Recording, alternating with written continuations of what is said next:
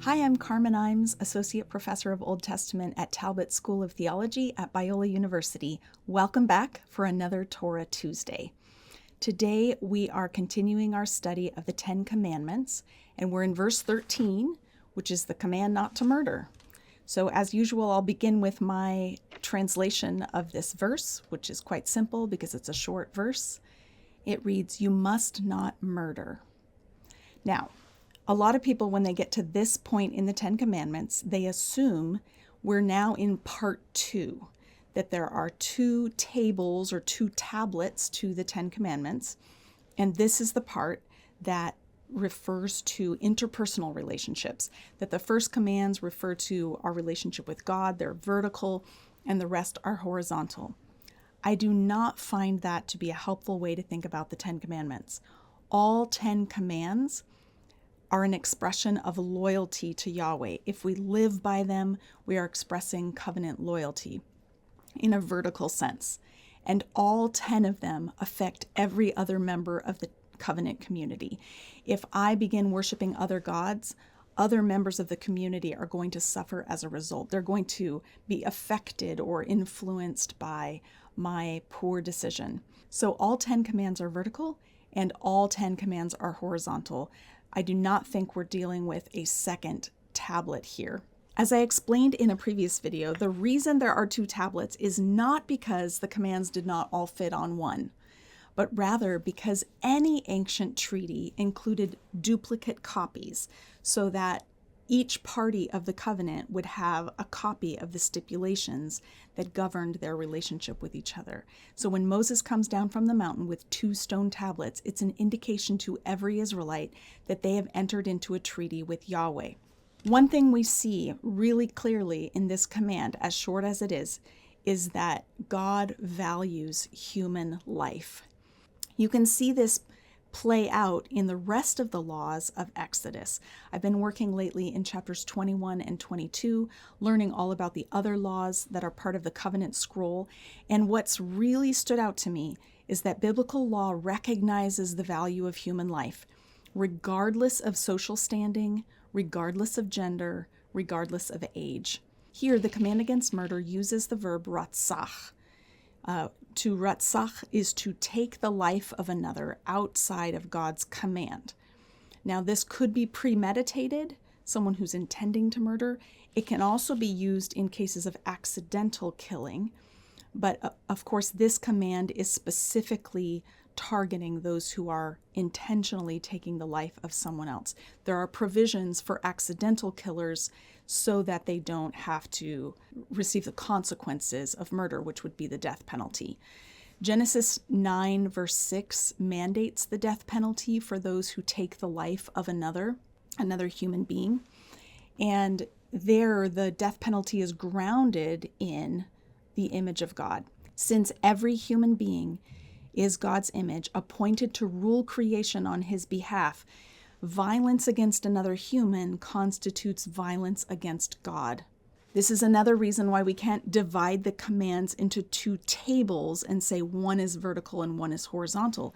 Because God has appointed humans as his image, that's why we can't kill each other. So there's a vertical dimension even to a horizontal sounding command. Now, the command against murder is not a command against any and all killing. This does not pertain to situations of war where God has told his people to enter into war and there will be deaths as a result of that war. It's not a prohibition of self-defense. Killing for self-defense is allowed explicitly in chapter 22, verse 2. You can check that out.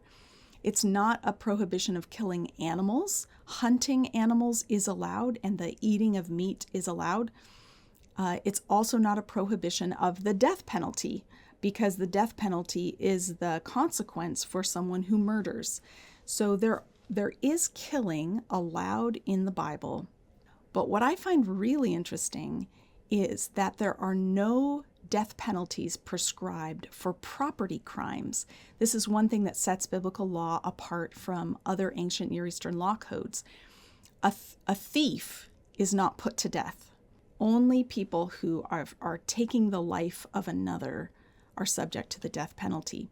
Exodus 21 verses 22 through 25 are a really fascinating passage that shows that God values the life of a pregnant bystander to a scuffle or a struggle between two men. So if two men are fighting and a pregnant woman is standing nearby, her life and the life of her unborn child are treated with great respect.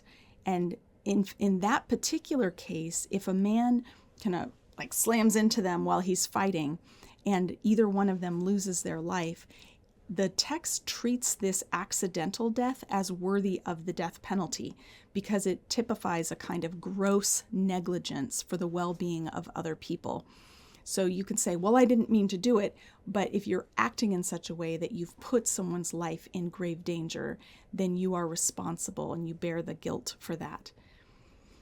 There are some cases where negligence of property negligence counts as deserving of the death penalty if you're putting someone's life at stake. So for example, in Deuteronomy chapter 22, verse 8, if you're building a new house, you need to build a railing around the roof. This is in a time when rooftops were flat. And so to have a railing around the roof ensures that no one who's visiting your home or no member of your family will accidentally fall to their death. And the blood guilt would be on you for not making sure that your property was a safe place to be. So that's an example of a property-related matter that counts as worthy of the death penalty. Another example is from Exodus 21.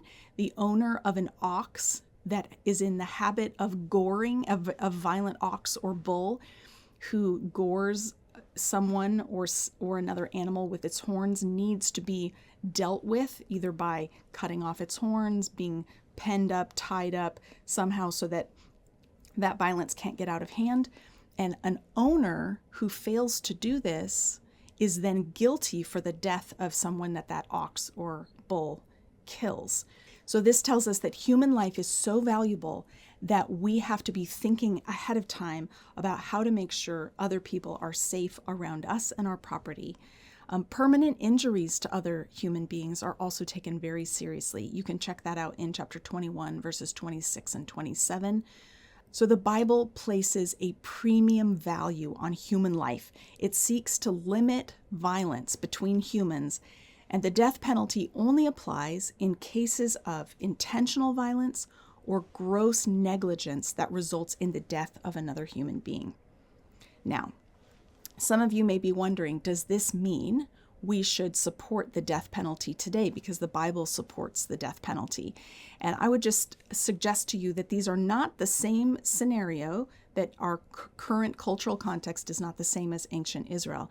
In ancient Israel, there were no prisons. There wasn't a simple way of detaining someone over the long term.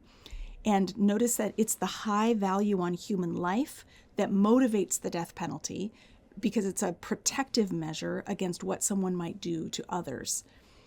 These days, in our modern context, we have prisons, but we also have a history of inequitable incarceration, where people are incarcerated at different rates depending on their race or their ethnic background.